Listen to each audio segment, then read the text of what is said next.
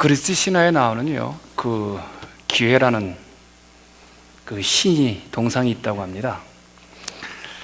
이탈리아 그 토리노에 있는 박물관에 가보시면 기회의 신이라는 그希腊신화에 나오는 그 동상이 형상화되어 있다고 하는데, 앞머리는 아주 길고 덥수룩한데요, 뒷머리는 머리카락 하나 없는 대머리 모양으로 아주 재밌게 생겼다고 합니다. 이 동상이 우리에게 보여주는 그 의미는 무엇일까요? 기회란 것은요, 내 앞에 있을 때 잡아야지 지나가면 잡을 수 없다는 겁니다. 덥수룩한 머리, 앞머리, 그 잡기 쉽잖아요. 근데 지나가 버리면 뒤에는 머리카락이 하나도 없기 때문에 그 대머리 잡으려고 해도 잡을 수 없죠. 저기 이제 그림 나오는데, 발에도 날개가 달려서요, 이 시간이란 신, 기회의 신은 아주 순식간에 이제 사라진다는 그 모습이죠. 저 기회의 신의 이름을 헬라어로 말한다면요, 카이로스라고 합니다. 카이로스. 성경에 기록된 원어 중에 하나인 신약 성경에 헬라어로 기록이 되었는데, 그 헬라어로서 시간, 때 표현한 단어가 이제 두 개가 있습니다. 하나는 크로노스, 그리고 다른 하나는 이제 카이로스죠. 크로노스는 이제 단순히 흘러가는 시간을 말합니다. 이제 2014년도 우리가 마지막 주일 예배를 저희들이 지금 드리고 있죠. 이 시간을 갖다가 이제 크로노스라고 말하죠. 영어 크로놀로지 연대기라든지 소위 말해서 연표가 바로 이 크로노스에서 이제 유래를 한 것이죠. 그러니까 크로노스는 그냥 시간 속에서 그냥 나열하는 겁니다. 내가 몇 년도에 태어났고, 대학 갔고, 대학을 졸업했고, 또 몇 년도에 내가 누구를 만나서 결혼했고, 아들을 낳았고, 이런 순서의 일관성을 가지고 이제 시간들이 지속되는 것을 크로노스라고 말을 하죠. 근데 카이로스는요, 조금 의미가 다릅니다. 이 카이로스는 이 크로노스라는 시간 속으로 들어와서 나에게 의미 있는 사건들, 의미 있는 시간들, 의미 있는 만남들을 카이로스라고 말을 합니다. 좀 더 구체적으로 말한다면 이 카이로스라는 것은요, 우리가 평상시에 평범하게 살던 우리의 인생 가운데 예수 그리스도의 십자가 사건이 믿어지게 되어서 내가 교회 생활을 하면서 내가 세상에 있었던 삶과는 다른 영적인 삶을 살아가는 그런 시간들, 그런 하나님의 은혜를 입는 그런 시간들을 카이로스라고 말을 합니다. 크로노스는 인간들의 시간들이고 카이로스는 하나님이 만들어 놓으신 시간들이죠. 갈라디아서 4장 4절을 보면요, 이 의미가 더 분명해집니다. 크로노스, 카이로스가요. 때가 참에 하나님이 그 아들을 보내사 여자에게 나게 하시고 율법 아래에게 나게 하신 것은, 여기서 때, 이것은 하나님의 시간 카이로스가 아니라 크로노스라는 겁니다. 인간들의 역사가 차고 찼을 때 이제 하나님께서 그 역사의 시간 가운데 그의 아들 예수님을 인간의 몸을 입고 이 땅에 태어나게 하신, 여기서 때는 바로 우리가 살아가는 인간의 역사의 그 크로노스를 의미하죠. 그렇다면 여러분, 인간들이 생각하는 그 시간들이 크로노스입니다. 그리고 하나님의 시간이 카이로스입니다. 그러니까 인간이 생각하는 시간의 크로노스와 하나님 생각하는 카이로스에는 갭이 있습니다. 우리가 내년에 이런 일이 생겼으면 좋겠다라고 생각할 수 있지만 하나님은 내년이 아닐 수 있죠. 우리가 내일 모레 내 비즈니스에, 우리 자식에게, 또 내가 소망하는 일들이 이루어졌으면 하는 마음이 있는데 하나님의 시간표에는 또 그것이 더 늦출 수도 있다는 겁니다. 그러니까 인간의 시간표와 하나님의 시간표 사이에는 갭이 큽니다. 요 갭을 채우는 노력을 뭐라고 말하느냐? 인내한다는 겁니다. 그러니까 인내한다는 것이 참 힘들지요. 길명기술이요. 그래서 인내라는 단어가 영어로 long suffering입니다. 고통을 오래. 그러니까 기다림, 인내, 이건 같은 얘기죠. 그러니까 우리가 정말 기다린다는 것은, 인내한다는 것은 내 인생 속에 하나님의 시간들이 들어와서 평범한 내 삶이 하나님의 역사의 시간으로 바뀌는 것을 말해요. 어렵습니까? 이 정도는 좀 알아두셨잖아요, 이제요. 그러니까 신앙생활을 한마디로 말한다면 하나님의 때를 기다리는 거예요. 하나님의 때가 언제 올까를 기다리는 거예요. 이스라엘 백성이 바벨론에서 이제 포로 생활을 하고 있는 것이 오늘 본문이에요. 그런데 왜 포로 생활을 하는지 그 이유에 대해서 하나님이 말씀해 주고 있습니다. 보통 우리가 평상시에 이스라엘 백성들이 잘못했기 때문에, 이스라엘 백성들이 우상을 너무나 섬겼기 때문에 하나님이 이스라엘을 망하게 하셨다라고 해석을 합니다. 근데 오늘 본문은 하나님이 그렇게 말씀하고 있지는 않아요. 너네들이 잘못해서 내가 너네들을 바벨론으로 포로로 잡혀가게 하지 않았다는 거예요. 7절에 이렇게 보고가 되고 있죠. 내가 예루살렘에서 바벨론으로 사로잡혀게 한 그 모든 포로들에게, 여기서 주어가 뭡니까? 이스라엘 백성들이 포로로 잡혀가게 한 이유가 내가 허락했다는 거예요. 내가 너네들을 바벨론으로 포로로 보냈다는 거예요. 그러니까 너네들이 정치적인 잘못, 윤리적인 잘못 때문에 너네들이 포로 생활하는 것이 아니라 내가 너네들을 바벨론으로 식민지로 보냈다는 거예요.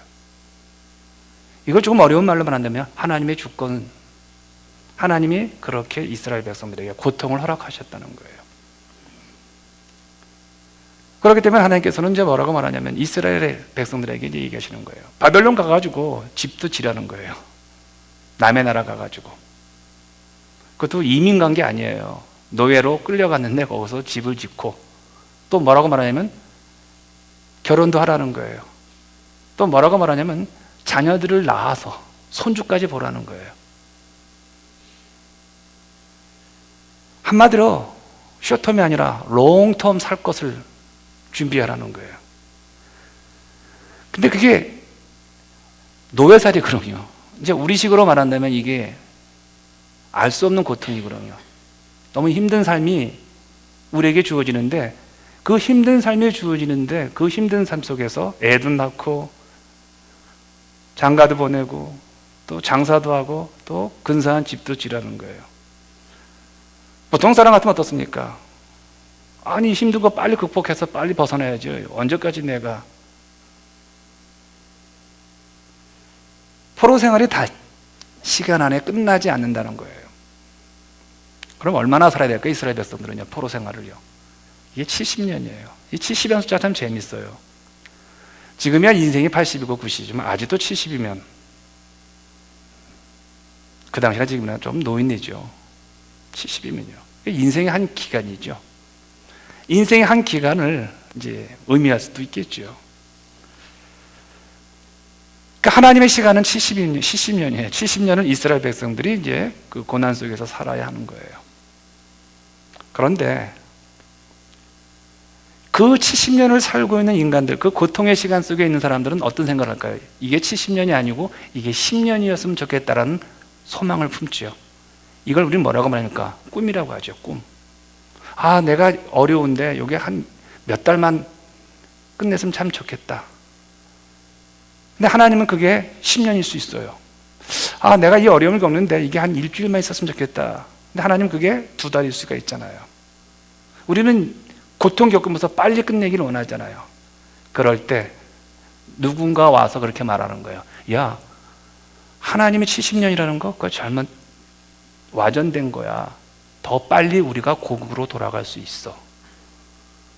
그러면 여러분 어떻습니까? 70년이라는 기간을 예레미야 선지자를 통해서 들었던 이스라엘 백성들이 옆쪽에서 보니까 아니야, 70년 하나님은 사랑의 하나님이신데 왜 우리에게 그렇게 70년이라는 얘기는 당시 40을 나이로 기준으로 본다면 2 제너레이션이에요. 2 세대가 아니야 10년도 안 걸릴 거야 라는 얘기가 들려오는 거예요.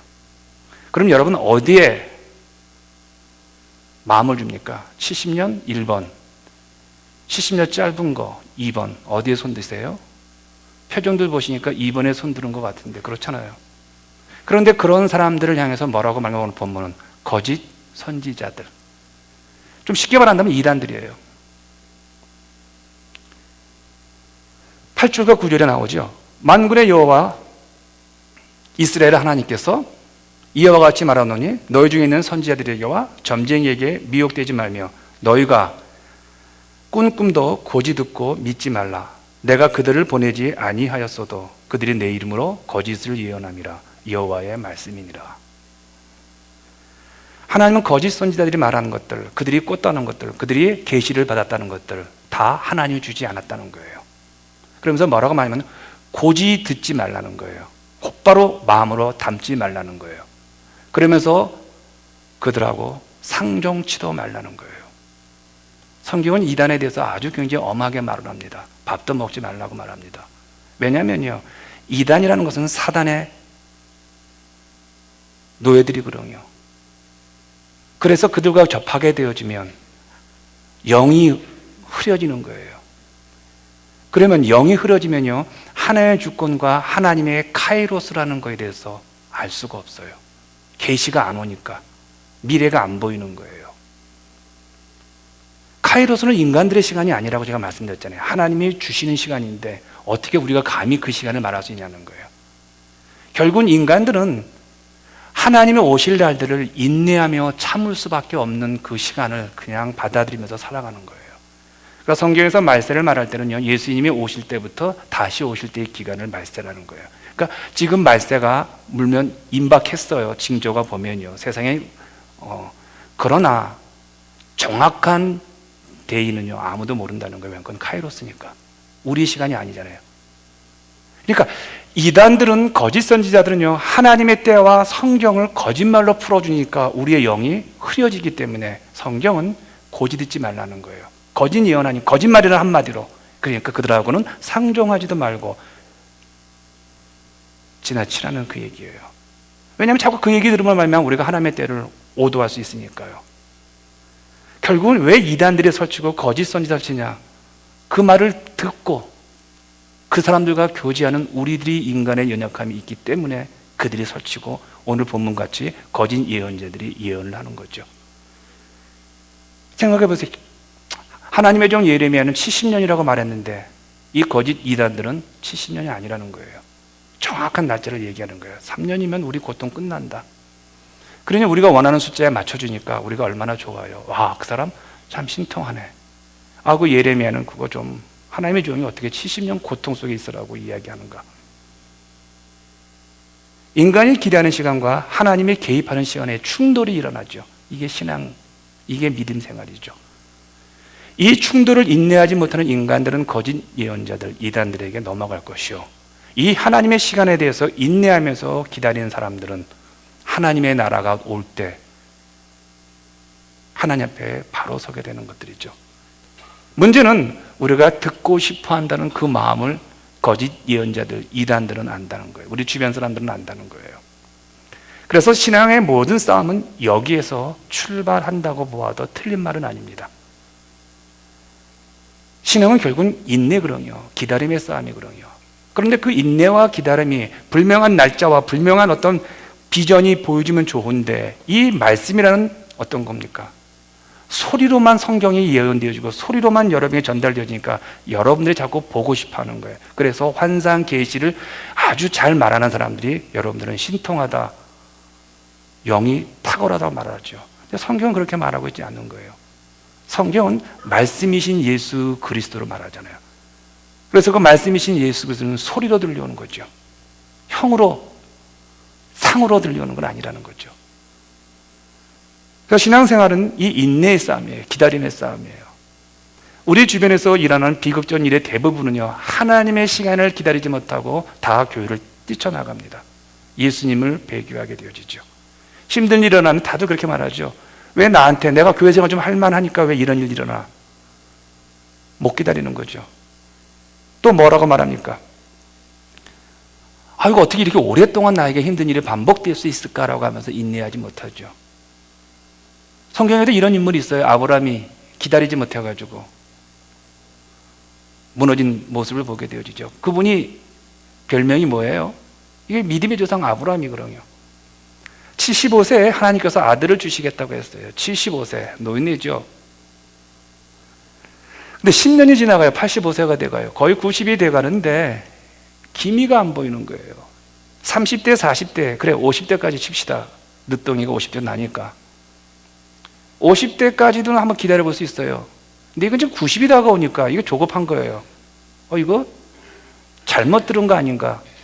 그러다 보니까 자기 와이프도 늙었거든요. 근데 늙은 와이프 옆에 보니까 몸종 하갈이 있는 거예요. 여러분, 구약시대의 미인의 기준은 흑인들이에요. 지금은 백인이 돼서 다들 이제 백인 닮아가죠. 그러나 당시 미의 기준은요, 흑인이거든요. 근데 이 하갈이라는 여인이 정말 이뻐 보이는 거예요. 그러자 아브라함이 그 하갈을 택하죠. 하갈을 택하고 난 상태에서 이스마엘이 태어났는데 하나님께서 뭐라고 하십니까? 그건 내 아이가 아니라는 거, 내가 준 아이가 아니라고 하죠. 그리고 이스마엘로 인하여서 이 아브라함의 집안에 풍지박산이 일어나죠. 그리고 지금도 이 아랍 유대 민족이 그것들로 인해서 세계가 항상 양분되잖아요.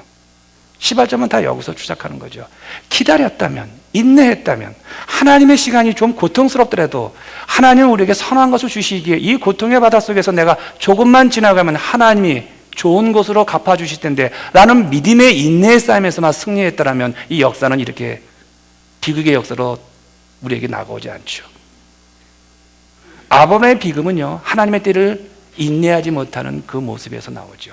그런데 반대되는 인물이 하나 있어 성경에요. 여러분이 잘 아는 요셉입니다. 요셉은 17살 때 아무 잘못한 것이 없는데 형들의 미움을 받아가지고 애굽으로 노예살이로 팔려갑니다. 노예소를 팔려갔는데 그 팔려간 집이 보디발의 집이에요. 근데 보디발이 가만히 보니까 쓸만한 놈이에요. 거짓말도 안 하고 착실하고, 그리고 무언가 하늘을 향해서 항상 중얼중얼거리면서 그분이 보신다고 하면서 돈도 안 떼먹고 재정관리도 철저하게 하는 거예요. 저는 쓸만한 놈이네 라고 해서 자기 집의 재산을 다 맡겨버렸어요. 그러면서 그 얘기 뭐라고 하냐면 내 아내만은 건들지 말아라. 그 말은 무슨 말이에요? 내 아내는 아주 나쁜 여자다. 젊은 남자만 보면 눈을 왔다 갔다 하는 그런 여자다. 그리고 치마를 홀라당 벗어버린 여자니까 내 아내만은 그랬던 거예요. 그러니까 아내를 아는 거죠. 근데 어느 날 그 남편의 예언 그대로 보디발이 예언 그대로 요셉이 잘생겼다고 그러고 그냥 성경이에요. 잘생긴 놈이 왔다 갔다 하니까 그 노예하는 얘기는 자기 주권이 없잖아요. 주인 여종이 주인 연유에 내 방으로 돌아와만 그렇잖아요. 그런데 요셉은 하나님을 두려워하는 사람이었기 때문에 아무리 보디발이 아내가 돈을 주오고 명예를 주어도 어떡합니까? 잡을 때 옷을 벗어놓고 도망가죠. 그러다 이 여인이 얼마나 창피합니까? 노예한테 거절당했으니까. 그래가지고 그 벗어놓은 옷을 가지고 보디발한테 가는 거예요. 저 자식이 나를? 내 남편은 알거든요. 아니까 요셉한테 내 아내만은 그런 얘기인데 그럼 어떡합니까? 체면이 있잖아요. 그리고 자기가 시위대장인데 그래서 어떡합니까? 요셉을 감옥에 넣은 거예요. 얼마나 억울해요. 이 두 번째 억울하며. 또 감옥소에서 보니까 두 사람이 들어왔어요. 그래서 그 두 사람에게 꿈을 해석을 해줬어요. 그러면서 뭐라고 말하냐면 요셉이 여러분 나가시면 제가 너무나 억울하니까 제 억울함도 좀 풀어주십시오. 나갔는데 사람이 들어올 때와 나갈 때가 다르잖아요. 화장실에 들어올 때 비켜주면 너무 좋아하는 나가면서 어떻습니까? 이것도 안 내리고 내려가잖아요. 인간들이란 그런 거거든요. 거기서 또 그럼 보통 이 정도로 주변 인간들한테 따돌림 당하고 왕따 당하면요 사람은요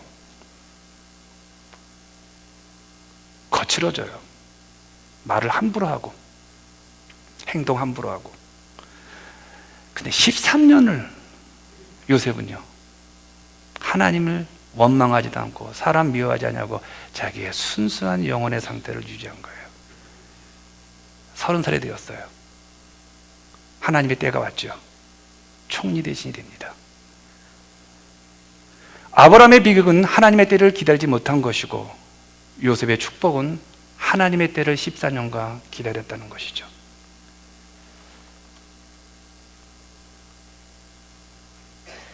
원칙은 아니지만 이건 원칙은 아닙니다. 제가 성경을 통해서 배운 그냥 영적 교훈입니다. 하나님 앞에서 각자가 기다려야 될 시간들의 목들은 다른 것 같아요. 여러분이 자식들을 키워보면 어떤 놈은 빨리 성숙한 놈이 있고 어떤 놈은 아직도 나이가 50이 된데도 애 같은 사람들 있잖아요. 사람에게는 때가 차야 하나님의 은혜가 임하는데 그 때들이 각자마다 다른 것 같아요. 저도 목회를 하면서 성도들 가만히 보면요, 나이가 많다고 성숙한 건 아닌 것 같아요. 나이가 적다고 해서 미숙한 분은 아닌 것 같아요. 돈이 없다고 해가지고 그분이, 돈이 많다고 해서 그분이 그런 건 아닌 것 같아요. 성숙한 사람들 특징이 하나 있죠. 하나님의 시간과 내 인생의 시간의 그 간격을 인내해서 메꾸는 사람들, 결국은 그분들이 성숙해지더라고요. 근데 그걸 메꾸다 보면요, 정말 내가 원하는 일들이 일어나지 않았어도요, 그 하나님의 시간들을 내가 기다리면서 내가 정금 같은 사람으로 변화가 일어나더라는 거예요. 저는 이게 더 큰 축복이라고 생각이 들어요. 올 한해 하나님의 시간을 기다리다가 지친 교우들 분명히 있을 거예요. 저도 올 한해 많이 기다렸거든요, 하나님의 은혜를요. 근데 많이 주셨지만 또 아직도 제가 원하는 만큼의 하나님의 은혜는 임하지 않았어요. 그러니까 조금 지치더라고요. 제가 지난달로 저희 교회 사역한 지 10년인데 10년의 사역을 보면서 제가 좀 하나님 앞에 좀 많은 걸 소망을 했거든요. 그래, 이민교회에서 한번 40년 된 교회가 한번 바뀌고 정말 건강한 교회 한번 만들어 보자. 정말 건강한 마음을 품는 신자들과 함께, 숫자가 수백 명이든 수천 명이든 그건 중요하지 않냐고, 정말 그런 비전을 가지고 교회가 하나님이 쉬울 수 있는 교회, 하나님이 여러 교회가 있지만 하나님 마음이 가는 교회. 제가 여러분들 성도가 많이 있지만 그 성도 가운데 제가 부탁할 수 있는 성도는 몇 안 되더라고요. 교회에 어떤 일이 있을 때 이거 좀 도와주시겠습니까? 라고 할 수 있는 분들이 몇 안 되더라고요. 밥을 먹고 싶은 성도들이 그렇게 많지 않더라고요. 편하게 제가 넥타이 풀어버리고 제가 반바지 입고 앉아가지고 이런저런 얘기 나눌 수 있는 성도들이 생각보다 많지 않더라는 거예요. 그러니까 조급하죠. 내가 뭐 했는가? 벌어놓은 돈도 없죠. 나이는 들어가죠. 자식들은 더 커가죠. 꼭 기억하십시오. 조급할수록 딱 하나 방법밖에 없으니까 기다릴 수밖에 없어요. 내 마음이 조급하다 그러면 여러분 움직이시면 안 됩니다. 기다리셔야 됩니다. 이런 말 있지 않습니까? 가장 좋은 것은 아직 오지 않았다. 이 말 믿으세요? 이건 성경 얘기는 아니에요. 가장 좋은 것은 아직 오지 않았다는 얘기예요. 그러므로 하나님의 때를 더 인내하면서 기다리는 게, 그래서 그 인내의 사인으로서 2014년을 3일 후에 우리에게 주실 거예요. 근데 인간은 참으로 기다리지 못해요. 그래서 여러분, 갈라디아서에 보시면 성령의 열매가 소개되고 있는데 그 성령의 열매 가운데 뭐가 있는지 아세요? 오래 참음이 있어요. 오래 참음. 하나님께서 함께 하시고 성령이 도와주셔야지 기다릴 수 있다는 거예요. 요셉의 13년의 기간 참을 수 있습니까? 17살이면 영 어덜트죠. 그 젊은 친구가 어떻게 13년 그 고통을 기다릴 수 있어요? 근데 성경은 정확하게 말합니다. 창세기 39장 2절에서 이렇게 말하죠. 여호와께서 요셉과 함께 하심으로.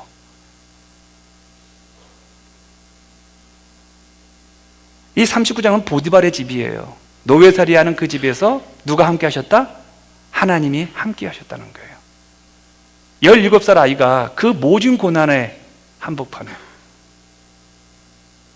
또 창세기 39장 21절을 보시면 또 이 말이 있습니다. 여호와께서 요셉과 함께 하시고. 여긴 어디예요? 감옥이에요. 그러니까 지금 요셉이 그 13년의 기간을 거칠어지지 않고 자기 영혼을 보존할 수 있던 중요한 이유 중에 하나는 하나님이 함께 하셨다는 거예요. 누가 나와 함께함에 따라서 어려움들, 누가 나와 함께함에 따라서 내 인격의 스타일이 바뀌죠. 사기꾼들 만나면 여러분도 모르게 사기꾼이 되어지고, 거짓말하는 사람들이 여러분 주변에 있으면 거짓말하는 사람이 되는 것처럼요, 내 주변에 누가 있는지가 다르죠. 그래서 제가 늘 말씀드리는 거예요. 좋은 교회 만나는 거 참 어렵습니다. 좋은 목사 만나는 거 참 어렵습니다. 좋은 성도 만나는 거 더 어려운 것 같아요. 그래서 여러분들이 교회 선택을 잘 하셔야 합니다. 겉모습 보고 하시면 안 됩니다. 그래서 여러분들이 목사를 잘 만나셔야 합니다. 그래서 여러분들이 사귀는 성도들이 어떤 수준인지를 보셔야 돼요. 나한테 잘해주는 거, 그것이 기준이 되시면 안 됩니다. 이분이 나한테 영적인 영향력이 있는 분인지, 그분의 재정 상태가 어떤지, 그분이 지금 비즈니스를 뭘 하는지, 그건요 세상 사람들이에요. 내가 만나는 이 사람들은 나한테 영적으로 내가 기도할 수 있는 힘을 주는 사람인지, 내가 한 번 더 일주일에 예배를 한 번 더 올 수 있도록 끌어당기는 사람인지, 내가 부엌봉사 할 수 있는 그 힘을 주는 그런 사람인지를 보셔야 한다는 거예요. 그게 얼마나 소중한지 몰라요. 그런데 가장 중요하고 가장 소중한 내 곁에 있어야 될 분이 하나 있다면 저는 하나님이라고 생각을 합니다. 하나님이 함께 하셔야 돼요. 여러분은 얼마나 하나님이 함께 하셨습니까? 요셉은 감옥에 들어갈 때도 하나님이 함께 하셨고요, 감옥에 나와도 하나님이 함께 하셨어요. 그의 기다림의 능력은 하나님이 함께 하셨기 때문에 가능했죠. 이렇게 하나님이 함께 하시는 삶을 살아가는 사람들, 하나님의 때를 묵묵히 기다리는 사람들에게 하나님이 방문하십니다. 그것이 오늘 본문 10절에 소개되고 있습니다. 이와 같이 말씀하시니라. 바벨론에서 70년이 차면 채워진다는 거예요. 내가 너희를 돌보고, 이 말씀에서 우리 한국말은 이 너희를 돌보라는 말이 참 케어한다는 뜻으로 나오는데, 원어를 보시면요 그런 말이 아니라 내가 너희를 방문할 것이라는 뜻이에요. 자, 한번 저를 보시기 바랍니다. 하나님께서 방문하실 때는 두 가지 목적이 있어요. 하나는 죽이기 위해서, 잘 들으셔야 합니다. 하나님이 방문할 때는 우리를 죽이기 위해서 방문할 때가 있어요. 벌 주기 위해서, 보응하시기 위해서. 성경 표현은 보응이라는 표현을 써요. 하나님이 두 번째 방문하시기는 회복시키기 위해서. 하나님의 비지테이션은 딱 두 가지예요. 죽이거나 살리는 거, 혼내키거나 회복시키는 거. 그런데 오늘 본문은 뭐라고 합니까? 70년이 지난 다음에 하나님이 방문하겠다는 거예요. 그럼 하나님께서의 70년은 뭐예요? 우리에게 주어진 인간의 고통의 시간이고 우리에게 주어진 인간의 인내의 시간이거든요. 하나님 주신 시간만큼 참았단 말이에요. 그럼 하나님이 방문하시는 거예요. 우리를 혼내키기 위해서, 아니면 우리를 회복시키기 위해서. 1번 죽인다, 2번 회복이다. 이건 크게 해도 돼요. 1번, 2번이죠. 회복을 주기 위해서 방문하시는 거예요. 70년이 찼기 때문에, 고통의 시간들이 찼기 때문에. 이걸 거꾸로 말한다면요, 참 이건 해석하기가 참 재미있는 해석인데 제가 이렇게 해석을 하고 싶어요. 사람이요 차고 찰 때가 되면 못 참을 때가 있어요. 그때는 누군가 도와주셔야 돼요. 그렇잖아요. 내가 화가 났어요. 무지자 화가 났어요. 막 미치겠어요. 근데 이 화가 터질 때가 됐어요. 근데 이 화를 내면 누군가 죽어요. 누군가 다쳐요. 그때 도와주셔야 돼요. 여러분, 제가 목회하다가 화가 났어요. 저 싸가지 없는 누구 막 미치겠어요. 그 사람만 보면 막 이게 돌아버릴 것 같아요. 그럴 때 여러분이 저를 도와주셔야 돼요. 목사님, 식사하러 갑시다. 밥 사주면 딱 풀려요. 그렇죠? 때가 차면 70년 이제 더 못 기다리는 거예요. 하나님 70년 찼습니다라고 할 때 누가 오시는 거예요? 하나님이 주어진 기간이니까 하나님이 방문하시는 거예요. 할렐루야. 이제 여기서 이제 역사가 시작이 되는 거예요. 하나님이 방문하시면요, 두 가지 은혜가 오늘 본문에게 주어진 것 같아요. 첫째는 뭐냐면요, 약속의 땅으로 다시 돌아간다는 거예요. 약속의 땅은 어떤 땅이에요? 하나님이 허락하신 축복의 땅이에요. 믿음의 땅이에요.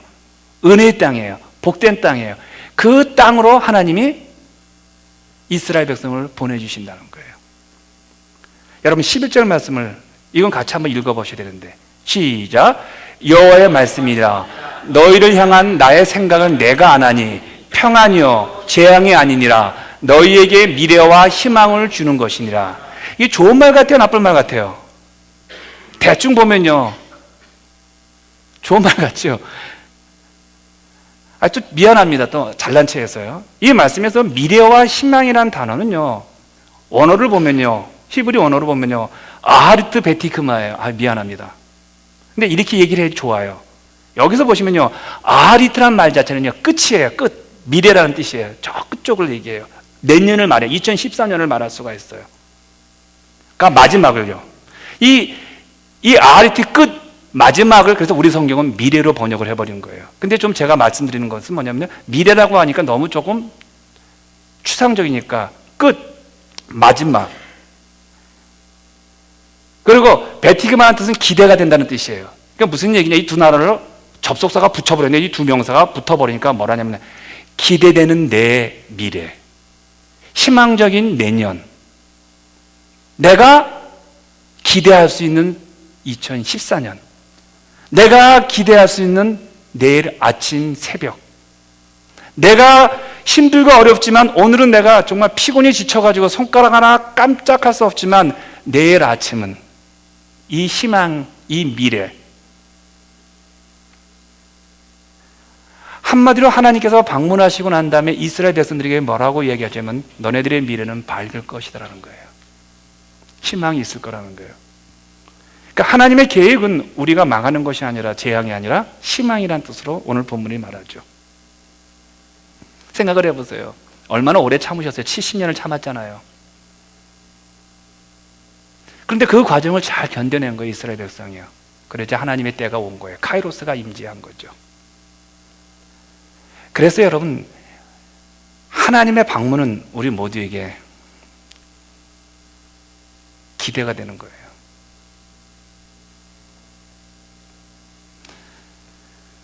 지금까지 고통과 재앙만 있었잖아요, 이스라엘 백성들의 70년 동안. 근데 이제는 어떻습니까? 희망이 열리는 거예요. 새로운 세계가 열리는 거예요. 샬롬이 우리에게 임한다는 거예요. 샬롬이라는 것은요, 상황은 안 좋은데 내 마음이 편안한 거예요. 참 이게 큰 축복입니다. 모든 것은 다 무너지는 것 같은데 근데 나는 마음이 좋은 거예요. 이게 샬롬이에요. 이런 일들이 이제 우리 인생 가운데 일어난다는 거예요. 그러니까 누가 왔을 때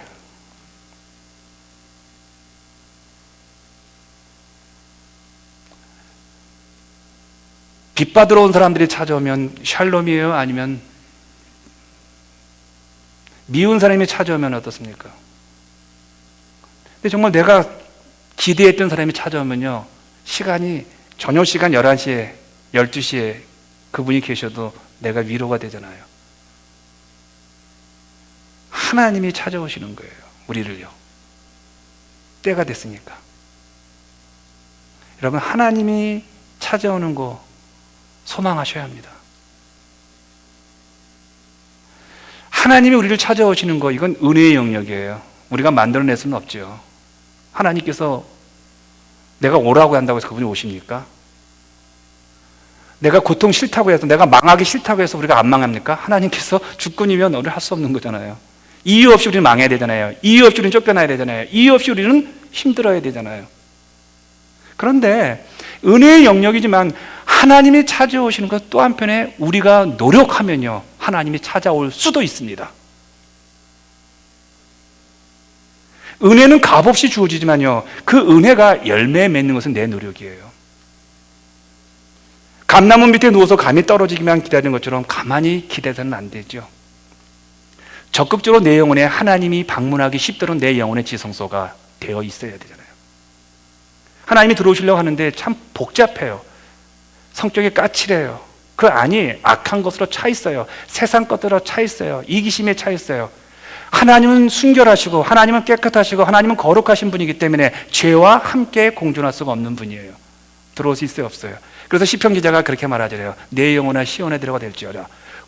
높은 골짜기마다 도두어지며 골마다 낮아지며 평지가 될지어다. 누가 방문하기 위해서요? 하나님이 방문하기 위해. 적극적으로 내 영혼에 하나님이 방문이 쉽도록 시온의 대로를 만들어야 한다는 겁니다. 그런 면에서 본다면 여러분, 예배가 아주 소중해요. 예배란 하나님을 만나는 시간들이거든요. 이 예배 가운데 가장 소중한 게 있다면요, 저는 주의 성수라고 저는 생각이 들어요. 올 한해 50 몇 주입니까? 1년이요. 참, 한 주간도 예배를 안 빠지고 출석한다는 거, 이거 보통 일 아니죠. 저는 그 세 사람이 참 대단하다 생각이 들어요. 그 부부가 예전에 저한테 한 6개월 전인가 그런 얘기 하더라고요. 한참 그게 휴가 때인 것 같아요. 7, 8월 된 것 같아요. 목사님, 저는 올 한해 그냥 한번 주일만 꼭 한번 지켜보겠습니다 그러더라고요. 난 설마 저게 될까 했어요. 왜냐면 여행도 갈 수 있잖아요. 또 한국 방문도 하고 또 뭐 선교지도 갈 수도 있고 또 휴가도 갈 수 있고 그러는데 주일을 빼놓고 간 건지 그 마음이 얼마나 이뻐요. 올 한해 한번 주일을 한번 지켜보겠습니다. 왜 그럴까요? 저는 그렇게 해석을 합니다. 그런 마음, 그런 노력이 있는 사람에게 하나님이 안 찾아가실까요? 꼭 기억하시길 바랍니다. 하나님이 방문하시면 막혔던 인생이 열립니다. 하나님 방문하시면요, 재앙에 대해서 문이 닫혀버립니다. 요한계시록을 보면요, 하나님이 문을 열면 닫을 자가 없으시고 하나님이 문을 닫으시면 열 자가 없다고 하셨습니다. 그 하나님께서 우리에게 희망의, 우리에게 소망의, 우리에게 축복의 문들을 열어놓으시는데 감히 어느 세력이 그 문을 닫을 수가 있을까요? 하나님께서 우리를 향해서 오는 재앙과 두려움과 모든 악한 것들을 막아놓으시는데 누가 감히 그 문을 열어 제칠 수 있겠냐는 거예요. 할렐루야. 하나님이 찾아오시면요, 이런 귀한 역사가 일어납니다. 새해에는 좀 더 여러분이 하나님의 방문할 수 있도록 기다리시고 또 예배에 목숨을 한번, 아니 목숨이라는 단어는 함부로 쓰면 안 되니까요, 사명감을 가지시고 한번 예배를 지켜보세요. 하나님 방문할 수 있도록 우리 노력을 해야 되죠. 이제 두 번째입니다. 하나님의 방문하시면요, 우리가 하나님의 시간을 기다려가지고 때가 찼을 때 하나님 방문하실 때 두 번째가 뭐냐면요, 단절된 영적 관계가 회복이 되어집니다. 너 뭐 하는 거야? 왔다 갔다. (12절과) (13절을) 같이 읽겠습니다. 시작. 너희가 내게 부르짖으며 내게 와서 기도하면 내가 너희들의 기도를 들을 것이요 너희가 온 마음으로 나를 구하면 나를 찾을 것이요 나를 만나리라. 이게 무슨 뜻입니까? 영적 관계가 회복이 된 거예요. 근데 영적 관계가 가장 구체적으로 회복된 모습으로 보여지는 게 신자들에게서 뭔지 아십니까? 물론 예배가 첫 번째라면요, 두 번째는 기도의 모습이 회복이 되어진대요. 하나님께서 이스라엘을 방문하신 다음에 그렇게 말하는, 이제부터 너희들이 기도하면 내가 들어주겠다는 거예요. 이제부터 너희들이 나에게 구하면 그 구하는 것을 다 들어주겠다는 거예요. 그럼 이전까지는 구해도 안 들어주신 거예요. 이전까지는 찾아도 안 찾아진 거예요. 왜 안 찾았을까? 인내가 부족했죠. 70년의 때를. 그러면 70년의 기간 가운데 이스라엘 백성이 그 70년의 기간을 갖기 이전에 이스라엘 백성들은 어떤 모습이었을까요? 참 못난 삶을 살았어요. 하나님의 자손들인데, 하나님의 선민들인데 어떤 삶을 살았을까? 우상 숭배. 우상 숭배란 뭘 말할까요? 여러분 어렵게 생각하지 마십시오. 우상이란 보여지는 그런 화려한 신상이 아니라 하나님과 나 사이에 하나님께 더 가까이 가게 하는 것을 막는 모든 것들이 우상이라는 거예요. 그게 자식일 수 있어요. 그게 돈일 수 있어요. 그것이 내 정욕일 수 있고 내 기쁨일 수 있어요. 그것이 여러분 어떤 사람에게는요, 죄가 안 되는데 자기에게만은 죄가 되는 게 있어요. 다른 사람이 봤을 때는요, 왜냐하면 그걸로 인하여서 하나님 앞에 가게 하는 것, 그걸로 인해서 주님께 예배드리는 게 막혀버린다면요, 그것은 그 사람에게 죄예요. 여러분 골프가 죄입니까? 죄 아닙니까? 그거 죄 아니에요. 여러분 낚시가 죄입니까? 죄 아닙니까? 죄 아니에요. 축구가 죄는 죄 아니에요. 야구가 죄 아니에요. 그런데 그 골프와 낚시와 야구와 축구로 인해서 내가 하나님 앞에 나아가는 것이 방해가 되어지고 주일 성수가 방해가 되어지고 기도절에 나가는 게 방해가 되어지면 그게 우상이라는 거예요. 내가 어떤 친구를 만나서 저녁을 먹는데 그 저녁 먹는 시간을 통해서 내가 하나님 보여지지 않고 내 영혼에 어두움이 들어온다면 그 사람이 나한테는 우상이 되는 거예요. 내가 자식 하다가 내가 돈 하다가 그것으로 인해서 하나님 앞에 예배드리고 하나님의 영광을 한 번 더 보아야 될 시간을 놓쳐버린다면 그것이 우상이라는 거예요. 우리에게 얼마나 많은 우상들과 얼마나 많은 하나님 앞에 가게 하는 그런 핑계거리와 방해가 많은지 몰라요. 제가 당분간은 교회에서 제가 좀 잠을 자려고 합니다. 특세도 있고 또 내년도 있기 때문에요. 근데 좀 피곤해요. 근데 제가 이런 말은 안 하려고 그래요. 내가 새벽을, 교회를 좀 더 내가 연말을 잘 보내고 또 연초를 내가 잘 보내기 위해서 참 새벽 기도하고 교회에서 잤더니 내 몸이 피곤하더라. 그 말을 안 하려고 그래요. 지금 했네. 그러면 도대체 기도는 뭐고 하나님 앞에 서 있는 모습이 뭐냐는 거예요. 피곤함에도 불구하고 그 피곤이 내가 혓바닥에 돋는 것으로 인하여서 하나님 앞에 예배드려지는 기쁨의 삶이 되어진다면 그거는 재물이 아니겠냐는 거예요. 그 피곤을 하나님이 받아주실 때 얼마나 기뻐하겠냐는 거예요. 근데 우리는 그 말 자체를 함으로 말미암아 예배가, 기도가 척이 되어버리는 것으로 떨어지는 것이죠. 우리가 얼마나 숭배와 하나님과의 관계에서 막혀버린 것이 참 많은지 몰라요. 순수하지 못한 게. 그런데 이제 하나님께서 70년 오시자마자 뭐라고 말합니까? 내가 너네들에게 기도를 들어주겠다는 거예요. 왜? 이 사람들은 70년 고통당하면서요, 다 벗겨지는 거예요. 이게 다 벗겨지는 거예요. 하나씩 다 벗어지는 거예요. 하나님과 맡겼던 것들이 다 하나씩 벗겨지는 거예요. 그러자 이제 뭐만 남습니까? 죄송합니다, 팬티도 안 입었어요. 러닝도 안 입고 그냥 발가벗은 모습으로 주하고 대면하게 되는 거예요. 그러니까 하나님 보시기에 너무너무 순수한 거예요. 이놈 좀 망했더니 기다렸어요. 망하면 두 가지 선택이 있습니다. 거칠어져요. 하나님 욕하고 사람들 욕하고 도망가던 거나 아니면 교회가 싫어진 거나. 근데 이놈이 보니까 그 망하고 그 힘든데도 불구하고 꿋꿋하게 예배자를 지키고 꿋꿋하게 주님을 바라보니까, 주님이 방문하시고 보니까 이놈이 너무 투명한 거예요. 다 바뀌었잖아요. 이제 사람들 다 알잖아요. 저 사람 망한 사람, 아 양목사, 저거 망한 목사, 아우 저거 다 알잖아요. 다 아는데 뭘 그게 있어요. 그 상태에서 하나님 바라보니까 하나님이 찾아오는데 하나님 보니까 너 막힌 게 없는 거예요. 뭐라고 말합니까? 이제 얘가 온 힘으로 기도하겠구나. 제 말 이해하세요? 온 힘을 다해서 기도하겠구나. 우리 아까 집사님께서 간증하실 때 난 참 이뻤어. 우리 집사님 간증하는 게 어떻게 망한 거 저렇게 쉽게 얘기하나. 참 이쁘더라고요. 저 양반 보면 힘이 나. 생각을 해보세요. 큰 비즈니스 하던 분인데 근데 기도의 능력을 배우잖아요. 망하고 보니까, 어려워 보니까 어떻습니까? 도망가면 그분은 이미 끝난 거잖아요. 근데 안 도망간 거예요. 안 도망간다는 뭐예요? 하나님 도망가도 출구가 없다는 거 아니에요. 하나님 도망가도 내가 해야 될 능력이 없다는, 돈도 없고 사람도 없고 내 환경 자체에 내가 구할 것이 없다는 거예요. 그러면 뭡니까? 안 도망갔다는 그 상태에서 도망가봤자 할 게 없다는 뜻은 뭐예요? 이제 나는 당신 하나 목숨 걸고 기도하겠다는 거잖아요. 여러분, 이런 기도 여러분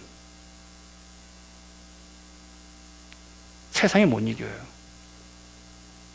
그렇게 기도하는 사람 기도를 하나님이 안 들어주시겠냐는 거예요.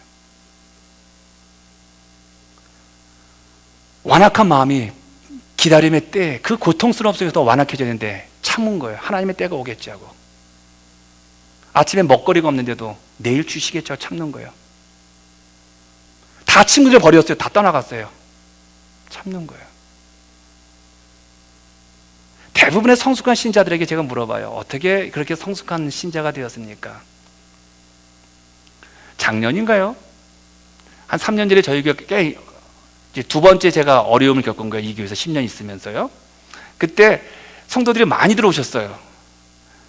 그때 저희 교회, 죄송합니다, 제가 지금 여기 계신데, 아틀란타에서 아주 크게 비즈니스 하시는 젊은 부부가 저희 교회로 오셨어요.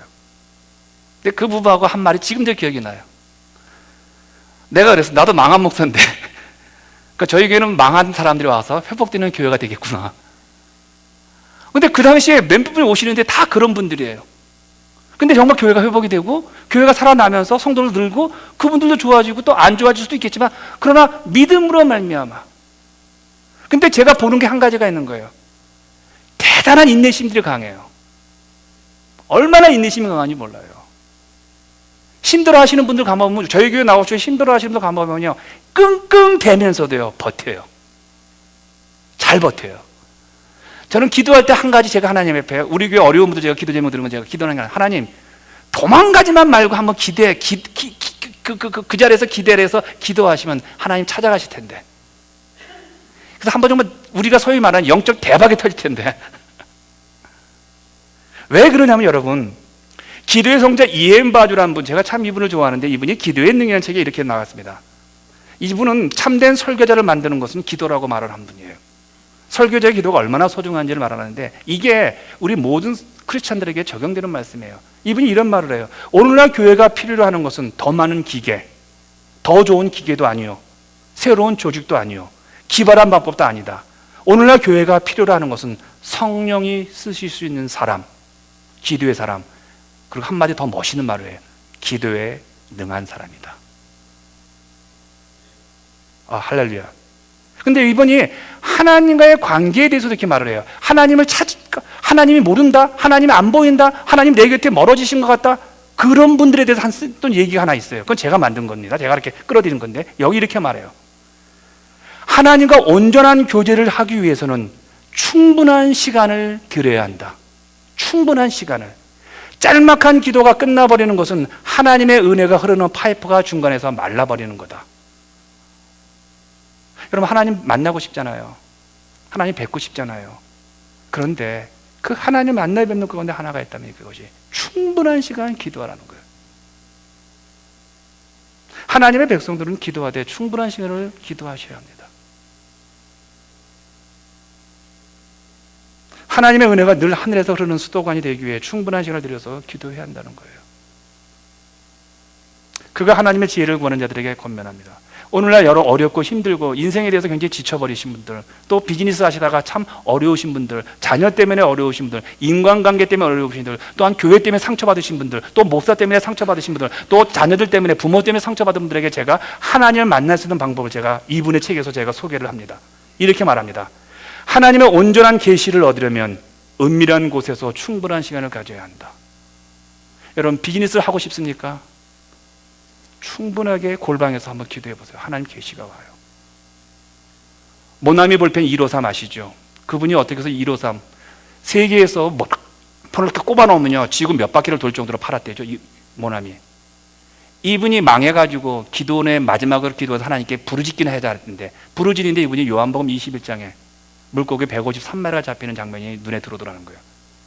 그리고 그 은사 받고 그가 내려가서 모나미 볼펜을 만들었어요.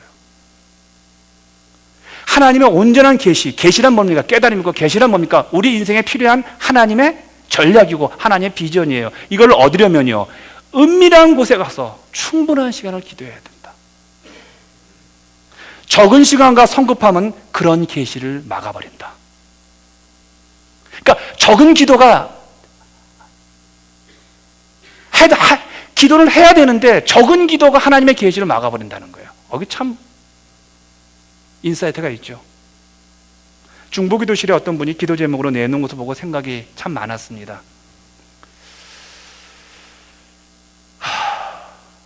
그 기도 제목은요, 우리 교회 일꾼들, 섬김이들, 목자들이 기도가 많이 부족합니다라는 기도 카드였어요.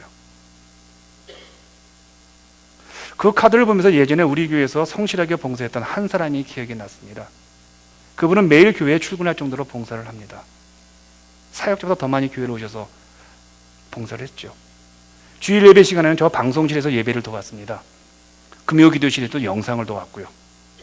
새벽 기도에도 또 방송실에서 설교를 녹음했습니다. 그것을 7년을 했어요. 근데 제가 그분을 가만히 보면요 제대로 설교를 들어보지를 못했어요. 제대로 기도를 못해요. 이거 하느라고요. 그래서 제가 어느 날 설교하다가 제가 그랬잖아요. 저 방송실에 있는 우리 김 집사님 내려오라고, 거기 있지 말라고. 나 왔다 갔다 해도 괜찮다고. 인터넷 보다가 우리 모습 어디 갔지? 좀 이따가 내가 나니 놀라지 말라, 제가 할 테니까 걱정하지 말라고. 왜 그러냐면 제가 그 경험이 있기 때문에 그래요. 영적으로 메말라지는 거예요. 설교를 제대로 못 들으니까요. 그럼 3개월만 설교 제대로 듣지 못해요. 거의 여러분 세상 사람 같아져요. 기도 3개월만, 아니 기도 한 달만 하지 말아보세요. 여러분 사고 자체가요 바뀌어버려요.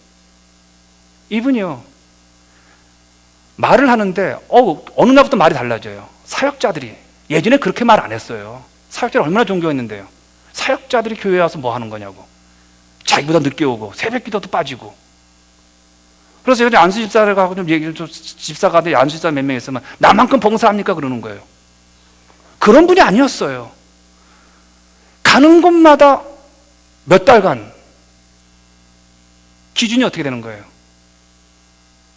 왜 그랬을까요? 하나님에 집중하기보다는 일에 집중해 버렸어요. 그러니까 영이 메말라 버린 거예요. 아주 드러져 버린 거예요.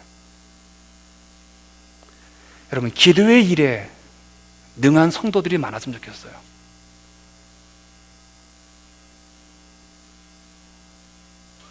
어느 교회를 가든 나이 드신 권사님들이 교회에서 삽니다. 잠을 자고 금요일 날 와서. 미국 교회는 쉽지는 않지만 한국 교회는 나이 드신 분들이 교회 와서 살아요. 밤에 와서 주무시기도 하고요. 저 어릴 때 보통 그런 분들을 우리가 말하면 권사님들이라고 그러죠. 그 자격이 뭘까요? 기도예요. 왜 기도가 그렇게 소중할까요? 기도해도 되는 거 없는데, 여러분, 기도를 여러분들 제가 제안을 합니다. 내년 한번 모든 기도회 한번 나와보세요. 여러분, 바뀌어요. 삶이 바뀌어요. 왜 삶이 바뀌냐면요, 기도를 하다 보면요, 언어가 바뀌어요. 기도는 언어가 바뀌는 거예요. 왜요? 하나님 알아듣는 언어로 기도하니까요. 여러분, 방언하는 거 말고요. 내가 기도하다 보면요, 내 언어가 바뀌어요. 여러분, 하나님 앞에서 이렇게 기도해요. 하나님 쌍, 하나님 싱, 이런 기도하는 거예요. 하나님, 제가 힘들어 죽겠어요. 하나님, 저를 좀 살려주세요. 하나님, 우리 아들 보니까 재능이 있는데 돈이 없는데 하나님 그 아이에게 지혜와 능력을 주시고 요셉처럼 다윗처럼 다니엘처럼, 우리가 그렇게 기도하잖아요. 그러면 기도의 화법과 내 인간적인 언어가 기도를 통해서 바꿔버리는 거예요. 사람이 말이 바뀌면 인간이 바뀝니다. 믿으세요? 사람이 변했다는 것은요, 그 사람의 말에서 바뀌는 거예요. 사람의 말이 바뀌면요, 습관이 바뀌어요. 습관이 바뀌면요, 라이프가 바뀌어요. 라이프가 바뀌면요, 뭐가 바뀐지 아시면 죽음 자체가 행복해져요. 이 말이 얼마나 소중하냐면, 근데 기도는요, 하나님 안에서 말하는 거예요. 여러분과 제가 만났을 때, 제가 저보다 나이가 어린 사람을 만날 때는 말이 편해져요. 근데 저보다 나이가 좀 많은 사람하고 얘기할 때 제가 좀 조심스러워. 아무리 목사라도요. 그렇잖아요. 하나님께 내가 대화하는 게 기도인데, 영혼의 교제인데, 우리의 대화가 하나님과 할 때 말이 어떻습니까? 그래서 여러분, 새해에는, 아니, 올 한해 지금 내일하고 이틀밖에 안 남았습니다. 한번 여러분의 인생을 한번 바꿔보세요. 그리고 2014년도 2일날, 3일날, 4일날 한번 특세에 나와보셔서 정말 2014년 여러분의 가정과 여러분의 인생과 여러분 비즈니스의 새로운 한 해가 될 수 있도록, 비록 코피가 나고 피곤하고 힘들지만 나와서 기도하시고 말씀 듣고 한 해를 한번 걸어가 보세요. 달라져요. 또 한 해가 왔네, 그게 아니에요. 하나님께 기도했기 때문에 기대가 되어져요. 그 축복이 오늘 주실까? 우리 자식에 대한 축복이 내일 주실까? 그 기대하면서 한 해 한 해 걷는 그 축복은요, 얼마나 의미가 있는지 모르죠. 이제 결론 짓습니다. 제가 목회하면서 제 자신에게 늘 선택을 하게 합니다. 양 목사, 성도들에게 완벽하든지 아니면 솔직하라. 나는 누구에게도 책 잡히지 않을 만큼 완벽한 목사는 아닙니다. 빈틈이 많은 목사입니다. 그리고 그럴 자신도 없습니다. 완벽한 목사 자신도 없습니다. 저는 그래서 솔직한 것을 택했습니다. 있는 모습 그대로 보여주기로 했습니다. 제가 망한 것도 제가 여러분들이 다 설명했고, 그리고 제가 힘든 것도 어떤 경우는 얼굴 표정에 감출 수도 없는 것도 있을 겁니다. 그러나 의도적으로 그건 아니었지만요. 왜 그러냐면요, 내 자신이 완벽하지 않게 항상 솔직해지는 게 저게 편한 것 같아요. 내 약점을 포기하고 포장하고 가리우면요, 내가 너무 초라해져요. 그리고 그게 아닌데라고 하다 변명하다 보니까요, 내가 막 싫어지는 거예요. 그래요, 미안합니다. 얼마나 심플해요. 내가 실수했으니까 내가 잘못했습니다. 사람에게는 장점도 있지만 단점도 분명히 있잖아요. 그런데 그 단점 관리를 어떻게 해야 되냐는 거예요. 여러분, 단점 관리 너무 이렇게 놓으시다 보면요, 장점이 많아도요, 치명적인 단점 하나 때문에 그 장점이 빛이 안 나는 분들이 있잖아요. 그런 분들은 꼭 여러분들 전면합니다. 기도하세요. 단점 관리가 악한 영역에 넘어가면요, 가정이 무너져요. 말 함부로 하시는 분 있잖아요. 그 관리 기도로 막으세요. 행동 함부로 하시는 분 있잖아요. 불평 자주 하시고 짜증 잘 부리는 분이 있잖아요. 실수, 실패, 연약한 것을 내 입으로 사람들에게 하지 않냐고 하나님께 했더니요, 내가 변하더라는 거예요. 제가 여기서 10년 사역했다고 그랬죠. 10년 전과 지금 저는 참 많이 변했어요. 물론 10년 전에 봤을 때 우리 교회 엄청난 부흥했었죠. 근데 그거는 그렇게 중요하지 않더라고요. 이 교회에서 10년간 있으면서 내가 하나님의 종으로서 얼마나 변화가 됐느냐가 너는 너무너무 제가 경험을 하게 되더라는 거예요. 왜 그랬을까요? 어려운 일 겪으니까, 힘든 일 겪으니까. 목사가 추잡하게 설명할 수 없잖아요. 그거 아닌데라고요. 사람 찾아다니면서 하나님께 매달렸더니 새벽마다 엉엉 울고 하나님한테 부르짖었더니 하나님 앞에서 제 인생이 바뀌더라는 거예요. 사랑하는 여러분, 올 한해 어떻게 사셨어요? 이제 결정을 내리시죠. 우리 완벽하지 않잖아요. 우리 솔직해지십시다. 있는 모습 그대로 하나님 앞에 나오세요. 저는 가릴 것도 없어요. 여러분, 인간은 자기 스스로 좋게 보이면 긍정적인 면을 내세우려고 합니다. 그러면 못 커요. 하나님 앞에 내 부족한 부분을 내려놓으실 때 시온의 대로가 열리면서 하나님 우리를 찾아오십니다. 하나님의 방문은요, 폴 틸리가 그런 말을 했어요. 황홀하다. 황홀하다. 근데 그 폴 틸리라는 분이 황홀하다는 표현을 쓸 때 인간을 보고 황홀하다는 거예요. 그럼 어떤 모습을 보고 황홀할까요? 저는 그렇게 생각합니다. 하나님의 방문한 것으로 기뻐하는 사람의 변화된 그 성도를 보고 우리는 황홀한 거예요. 왜요? 하나님이 기뻐하신 사람이었거든요.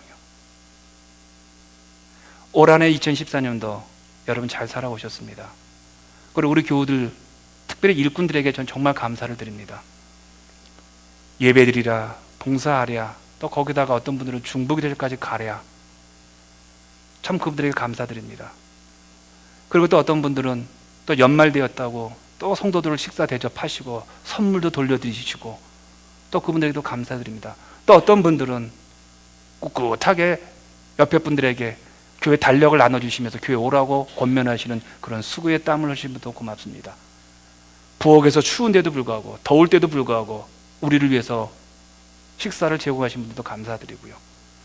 또 예배 때마다 내년 2일날 3일날 뉴스송 찬양단 쓰는 겁니다. 이렇게 칭찬해주니까 주일마다 찬양 연습하시고 또 이렇게 예배 때마다 기쁨으로 나가신 여러분들 찬양단 감사드려요.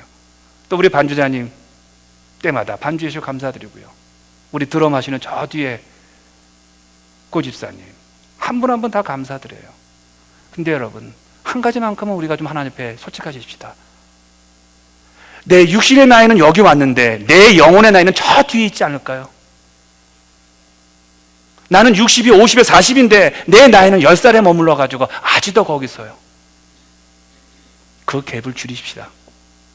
우리 인정하십시다. 우리 부족하고 연약하고 하나님의 은혜가 필요한 자이고, 그 부족한 자들이 우리 교회에 모여서, 이민교회의 역사상 이런 교회 없습니다. 새롭게 거듭나는 교회 없습니다.